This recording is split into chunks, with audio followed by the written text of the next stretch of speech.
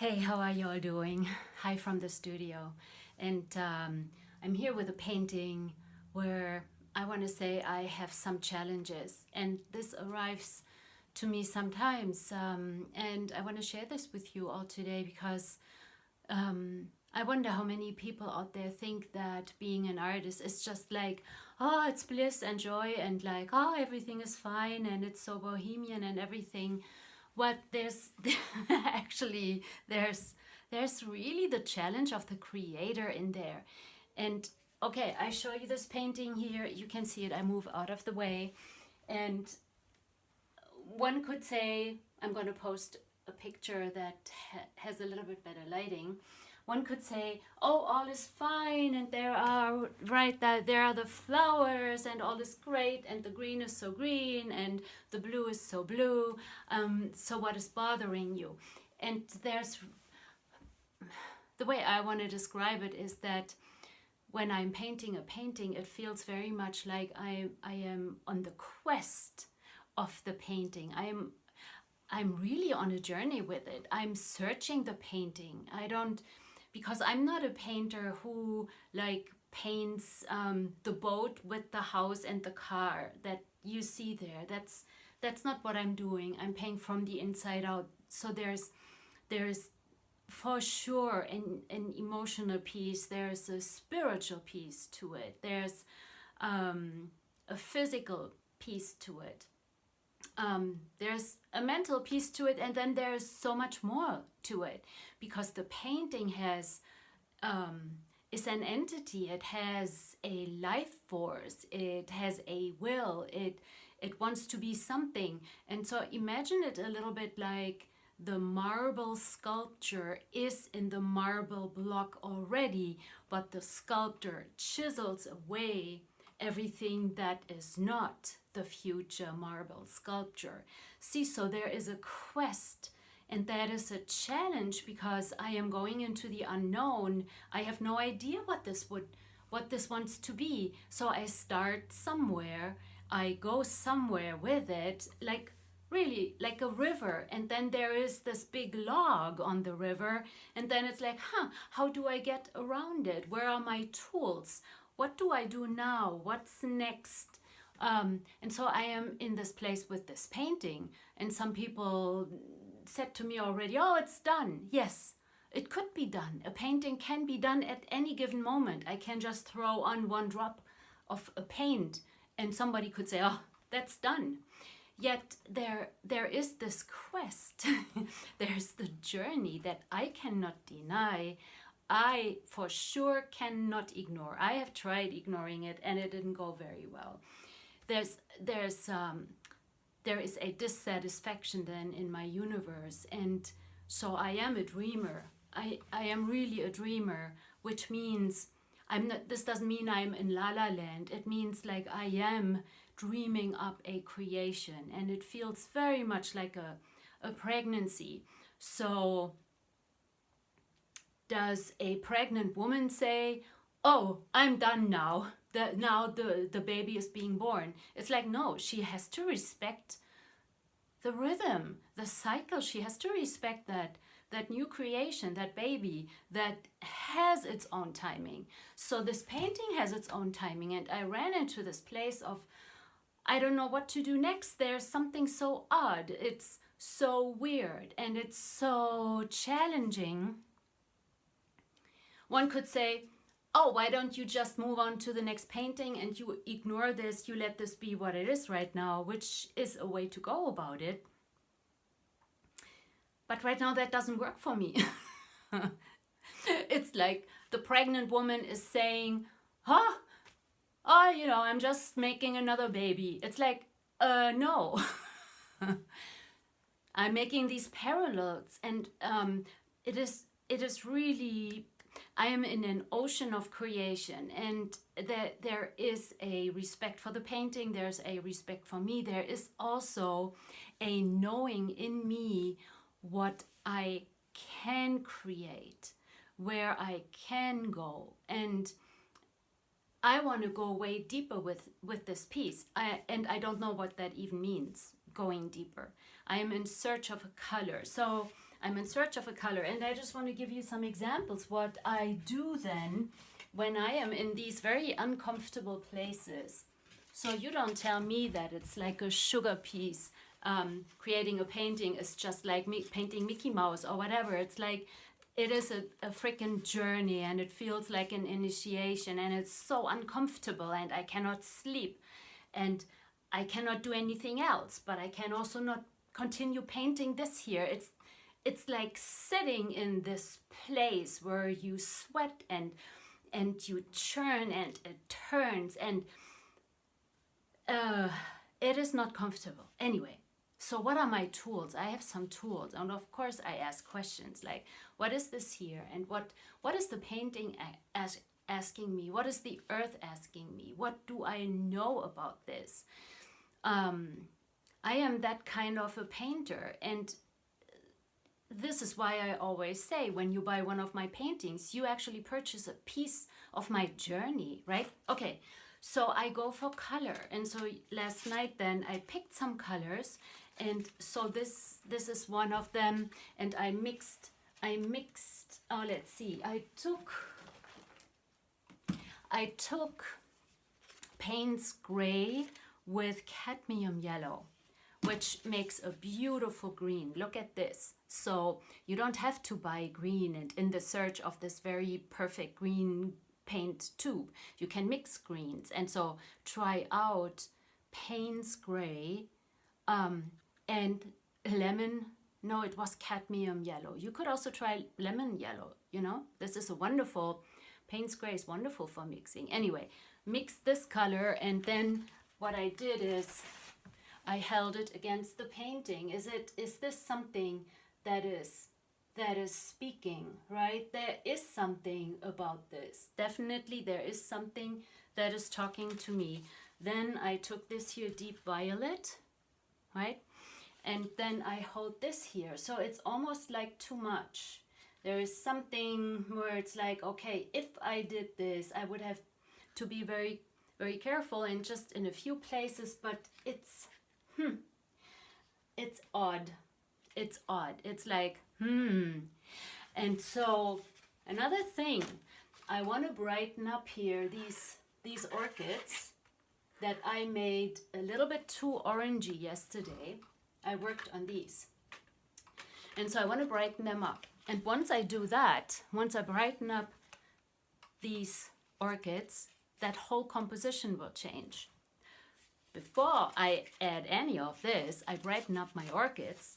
And so another tool I use is I take imagery. I have tons of images, sometimes like I pick out some colors, like a neutral. In watercolor, there's a neutral paint, which is I love this. It's very dark brownish color, but it has a purple shade to it. I love, love, love it. So I would say this is like a neutral, but in watercolor you have to be very careful with neutral. It takes over. Be mindful about it, all right? So anyway, so then I found this white here. It's an off-white, and it looks wonderful against this neutral, right? So it also has my greens, it has my bright yellows. So this is almost like a coffee cream color.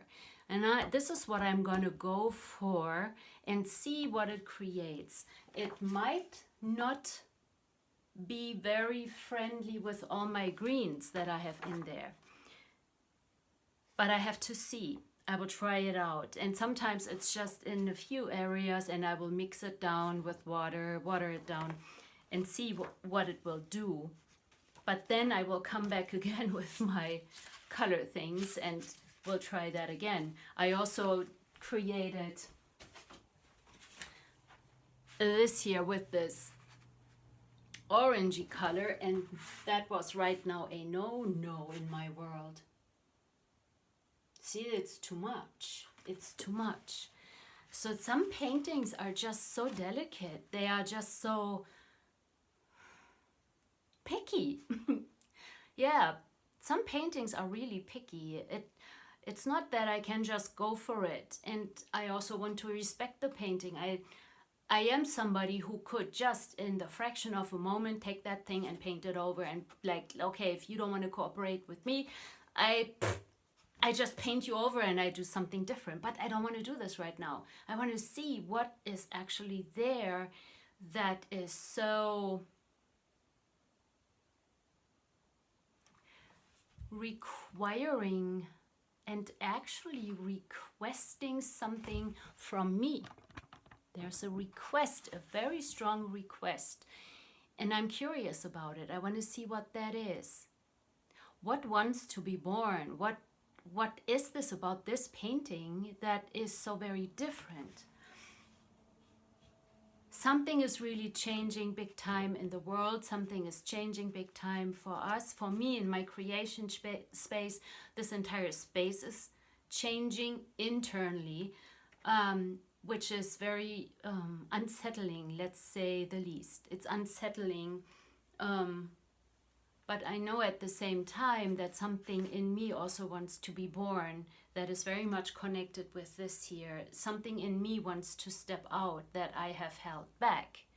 And it's part of my voice that I have held back for 50 million reasons that I don't even know. So today I created a Substack account because I'm really done with all these algorithms on like all these other social media channels where I don't get any exposure. So it just feels also stale. It feels so old. It feels so like I'm done with it, outdated. It's as if there's nobody there anymore anyway. And those who are there, they are just fighting about some of those distractions. It's like, don't you see, they are distractions. Come back to the moment here, come back to the earth and look what's really going on, right? So we are changing. That's what's really going on.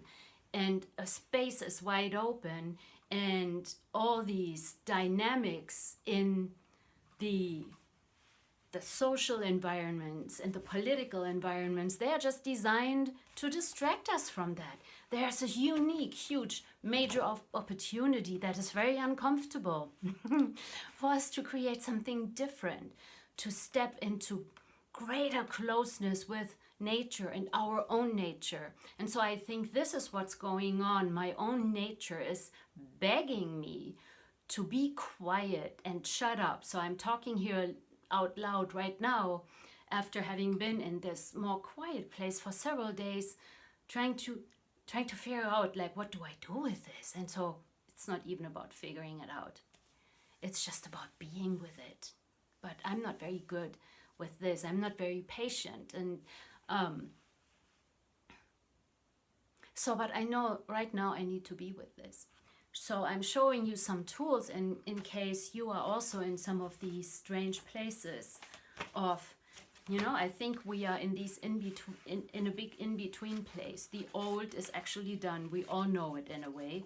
Some of us still try to resist it and fight it. But hey, when something is done and gone, it's done and gone. And we can bitch and moan about it, or we can move on.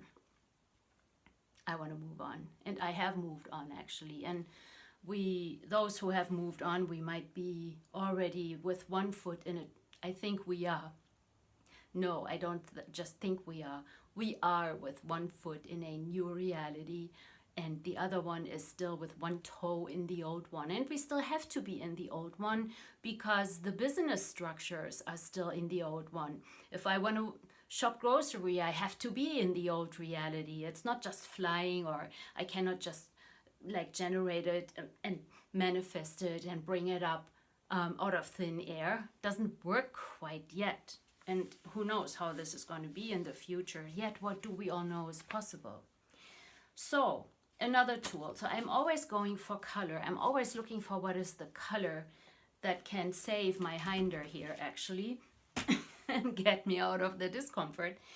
Another wonderful, wonderful resource that I got in New York City from one of my amazing teachers, Susan Shatter, who is not among us anymore, unfortunately. She was at the National Academy of Art and Design. And so if I hold this up now, you will not be able to read it. I think it will be mirrored, but it is the Watercolor Painter's Pocket Palette. all right?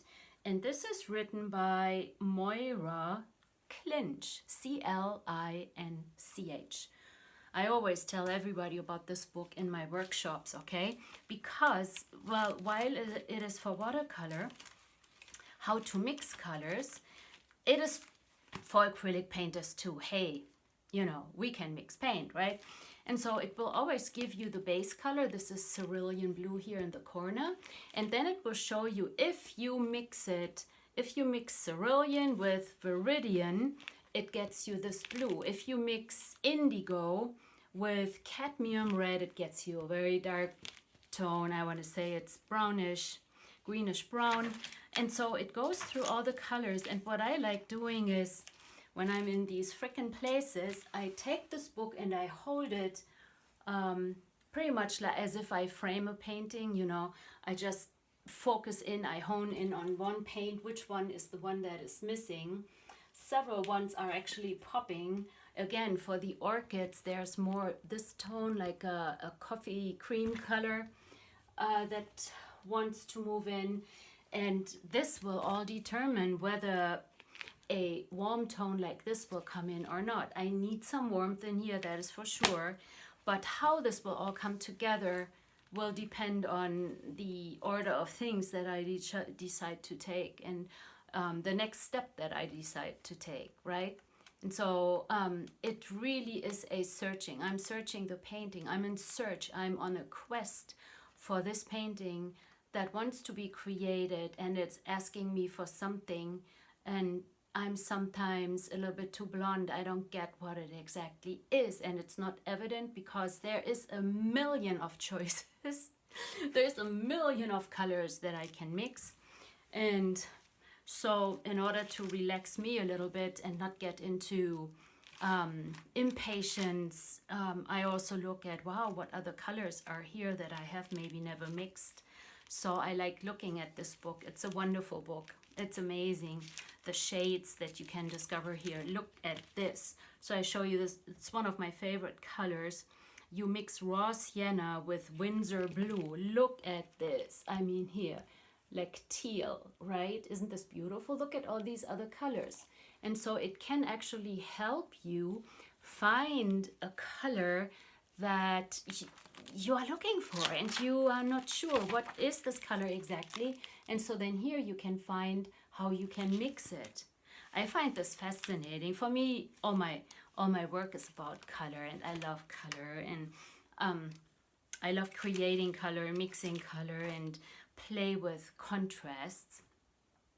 And so what I'm painting here are vanilla orchids. So vanilla orchids, they are really growing in the trees up on top in the canopy. So they are surrounded by green and green and green. And so these orchids are whitish, yellowish, sometimes really a bright green, another green. So green on green, right? And so while I opened this all up, I have a lot of white spaces, many more. I have much more white in there and open space than what I usually have in my paintings. And I really enjoy this, and so I can move a little bit to the side. So then I brought in, do you see this bronze? And so then I have these slight raw sienna, mixed sienna tones. Down here it's more brighter yellow, and very yellow greens and some blues also. And I brought in some darker greenish blues, all right? So I'm pretty much in a blue-yellow palette, and the mixes, and I added bronze, and I brought in some gold also. So what is it that is missing? What am I missing? What am I not getting here? And what is the painting asking me for? So I will continue. Sometimes in this process I work very slowly and just working in specific areas, because I know that at times just adding something somewhere, not all over, but somewhere, will create this relief in my world. It's like this, okay, now I get it, that type of a moment. And so at this point, I'm not sure yet what it is. I need to explore. And that also takes courage. I have to really say it. I have to be totally willing to mess it up. Totally. And actually, the more I'm willing to totally mess it up, the more I can let go. What if I'm okay with messing it up? You know, what if that is totally okay? Number one, I could fix it. Number two, I can cut it up. Number three, I don't know what else, like throw it out or put it on the garden fence. You know what I want to say? I must not be attached to it. That's the thing. And that's all pretty nerve-wracking. I know at the same time there's great beauty underneath all of this. There's something that I'm going to find. There's a relief that I know is going to come in some way or another. It might be a beautiful fire. I said the other day already, I'm going to make a fire and burn all these paintings and watch the colorful flames. But I share this and I'm laughing now, but it's not comfortable at all. I'm at odds. I don't know what to do. I get upset when people tell me this or that. Best is if no one interferes, then I can just be upset with myself, you know, and I have to be with this. Yeah, like at the end of a pregnancy, it's very uncomfortable and very upsetting, you know. And so I am in this place right now. So it's not that a painting is just be born and done and now we are all cheery. It's a journey, for me at least. There might be other artists that paint in a different way, but I am going on a quest with there are some paintings that are easier. They are lighter. They have a lighter energy. This doesn't have a heavy energy. I mean, it's orchids, right? Doesn't have a heaviness, but there is some gift for me. And maybe it's the way of painting, a lot of open space. I'm not sure. But so think about even the masters, for them to come up with these masterpieces. Don't think that it was just an easy breezy journey. They had the challenges of their world at that time. They had to make sure they had food on the table. So they all had all these challenges as an artist. And then there is the challenge of creating art itself, which really makes you go into your freaking bones and beyond to dig up what it is that wants to be there. It's not just chirpy. You have to search, you have to look, you have to face the odd, you have to face the obstacle, you have to face where I have held myself back. Like, what is it that I'm unwilling to destroy? What is it that I'm unwilling to let go of? What is it that I'm unwilling to bring to the world and create, right? And so the Substack that I created today, I'm not going to hold back anymore. I was a little bit tiptoeing on Instagram and Facebook. Well, just bring up a little some things because I didn't want them to shut me down. Maybe I say something that is, I don't know, adequate, not adequate. And, you know, it's like, I don't want to care about this anymore because I have a voice and I need to speak. And those who cannot listen, who cannot hear it, well, they stay on their old timeline. I'm going to be who I am and I'm going to create what I came here to create. And that takes backbone, it's called. And it takes standing strong on your feet and standing tall and not letting anybody and anything, not even ourselves, to hold ourselves back, because that's actually the only one who can really hold us back. So here I am with all of this, a little thunderstorm in the fairy forest. But the fairies are not all like chirpy also. That's also just a myth. In the forest, there's the good and the bad and the ugly, everything, right? So, my friends, that's from my studio today, and that's also part of my journey. I just don't always talk about it. I do this with myself, right? And then you see me somewhere chirping around in an art fair and all cheery and always smiling. Yeah, this is when I'm out and about and I'm happy and I'm out there.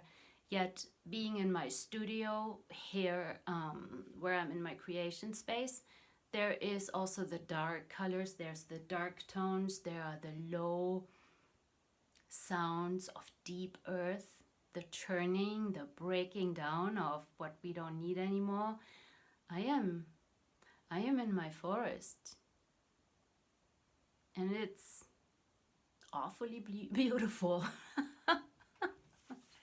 It's where I want to be. So I share this with you today, and maybe you find something in all of this, like my way of searching and finding. And at times I do let a painting be unfinished, I let it be, and I know that somewhere I will. This one is like talking right now. It's like, no, you don't let me just sit here. We need to face it. So that's interesting. Now that I'm talking about it, right? Yeah, there is really a demand. Let's face it. So what demand do you have in your world that you have been avoiding to face? What if that is your own demand? That is now right in your face. And it's all about what you came here to create. It's all about who you be truly. What do you want? What is your dream? What did you come here to create? That is so uncomfortably beautiful, because there's no one else that is going to follow you into it. Those who are going to receive it are in the future. So they are waiting in the future for you to create this today. So stand up, be tall, be strong, and face it. Bye.